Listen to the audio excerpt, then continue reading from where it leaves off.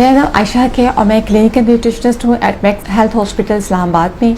और आज मैं बात करूँगी कि हम रमज़ान में कैसे अपना वेट लॉस कर सकते हैं। तो इसके लिए सबसे पहले आपको अपनी बॉडी टाइप को समझना बहुत ज़रूरी है कि आपकी कौन सी बॉडी है। बाज़ लोगों की बॉडी जो होती है उसमें फ़ैट की परसेंटेज बहुत ज़्यादा होती है और उसमें बहुत जो है अब नॉर्मल सेटिंग होती है फ़ैट्स की, लाइक थाइस में और एब्डोमेन में।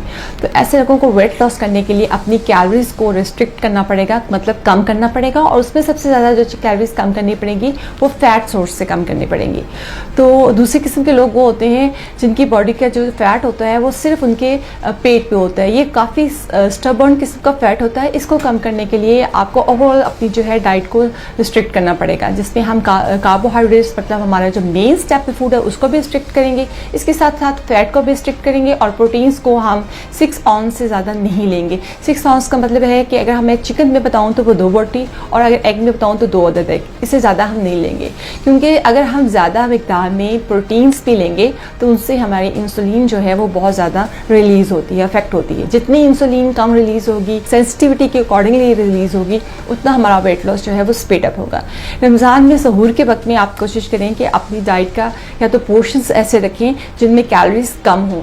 कैलोरी डेंस फूड जैसे कि फ्राइड फूड हो गया या बहुत ज़्यादा रिफाइंड फूड हो गया या प्रोसेस फूड हो गया, वो हमेशा वेट गेन करता है। ज़्यादातर जो चॉइसेस हैं, फेवरेबल चॉइसेस हैं, वो वाटर कंटेंट फूड की होती हैं। वाटर कंटेंट फूड में आ जाता है हमारा होल फूड आ जाता है, वेजिटेबल्स आ जाते हैं, फ्रूट्स आ जाते हैं। तो इनकी सिलेक्शन से आपका जो है ना सिर्फ आपकी जो डिहाइड्रेशन से आप बचेंगे, बल्कि आपका वेट जो है वो लूज़ होने में ये चीज़ें स्पीड अप करती हैं। सेकेंडली ये है कि आपने अपने ब्रेन को बार बार इस बात को कम्युनिकेट करना है अपने आप को कि आप जो कैलोरीज ले रहे हैं वो आपके लिए एनफ हैं। अगर आप ये सोचेंगे कि मैं कम खा रहा हूँ, मुझे सारा दिन रोज़ा लगेगा, तो ये चीज़ आपके लिए इफेक्टिव नहीं होगी, क्योंकि आपके ब्रेन और आपकी जो स्टमक है ये आपस में कम्युनिकेट करते हैं और आपकी जो डिप्रेशन लेवल्स हैं इस कम्युनिकेट को डिस्टर्ब कर देते हैं।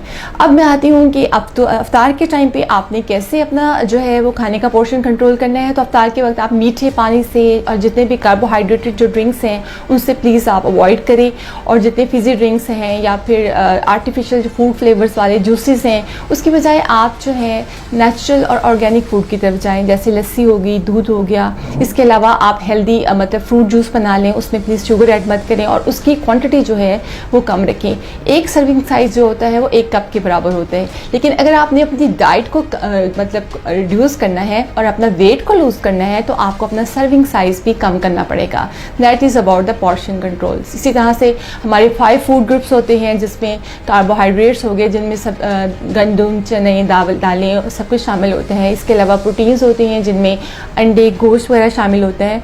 और इसके अलावा जो है हमारे मिल्क, चिकन टेक होती है, वेजिटेबल्स एंड फ्रूट्स होते हैं। इन सब में से अगर आप अपने सर्विंग साइजेस जो हैं वो मैं आपको थोड़ा सा बता दूं जो आपको डाइट जो है कंट्रोल करने में हेल्प करेंगे। लाइक अगर मैं फ्रूट्स की बात करूँ तो फ्रूट का सर्विंग साइज एक मीडियम एप्पल, एक एग्जांपल मैं आपको दे रही हूँ ताकि इससे आप तमाम चीज़ों को मेजर कर सकें। और अगर आपने अंगूर खाने हैं तो 12 अदद के बराबर हैं। इसी तरह अगर आपने अपनी रोटी का साइज़ देखेंगे तो जो एक सर्विंग साइज़ में जो रोटी होती है वो 15 ग्राम उसमें कार्बोहाइड्रेट्स होते हैं, तो 1 सर्विंग बनती है। तो अगर आपने अपना वेट रिड्यूस करना है तो आपने इनको मिनिमाइज़ करना है।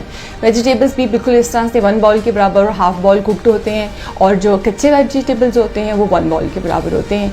दूध की इंटेक आप 1 कप से 2 कप तक ले सकते हैं, लेकिन वेट रिड्यूस करने के लिए आपको इसको भी रिड्यूस करना होगा।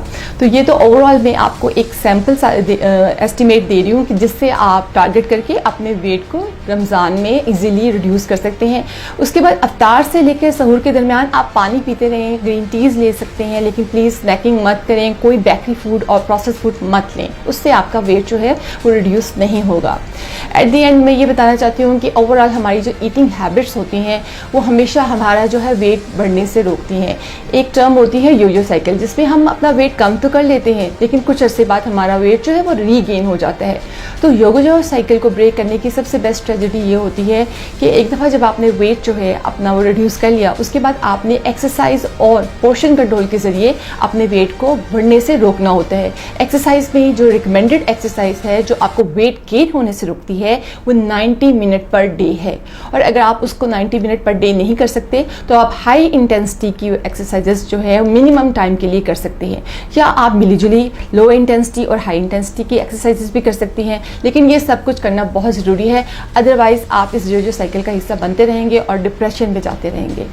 इसके साथ साथ अपनी ईटिंग हैबिट्स को मज़ीद रमज़ान के बाद भी बेहतर बनाने का तरीका ये होता है कि आपके मल्टीपल जो फैक्टर्स होते हैं जो आपकी ईटिंग हैबिट्स को डेवलप करते हैं वो हमारे बिहेवियर्स होते हैं, जिसमें हमारे पेरेंट्स का बिहेवियर, हमारे फ्रेंड्स आ जाते हैं, हमारे सिबलिंग्स आ जाते हैं, और वो इन्वायरमेंट जहाँ पे हमारे पास फूड की चॉइसेस बहुत ज़्यादा होती हैं। तो हमेशा कोशिश कीजिए जब भी आप खाने लगें तो आपके टेबल पे फूड जो है उसकी चॉइसेस मिनिमम हो, ताकि कि आप जो है एग्रेसिव ईटिंग बिहेवियर का शिकार ना हो, बल्कि आपके पास मिनिमम चॉइस होगी, हेल्दी चॉइस होगी, लो कैलोरी डेंस फूड हो लेकिन न्यूट्रिएंट डेंस हो, तो वो हमेशा आपके लिए जो है बेनिफिट होता है। उसमें आपकी जो है सैटिस्फैक्शन वो भी कंफर्टेबली सेटिस्फाइड हो जाते हैं आप, और आपको मज़ीद खाने की भी क्रेविंग नहीं होती है। अपना बहुत ख्याल रखिए। Thank you so much.